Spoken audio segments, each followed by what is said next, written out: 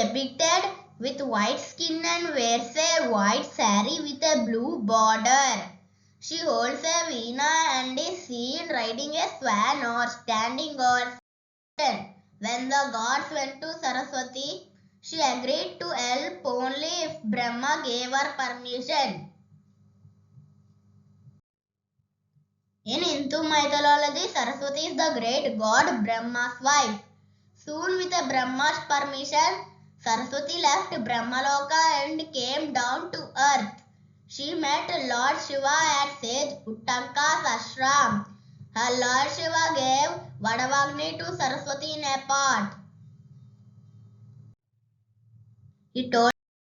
She met Lord Shiva at sage Uttanka's ashram.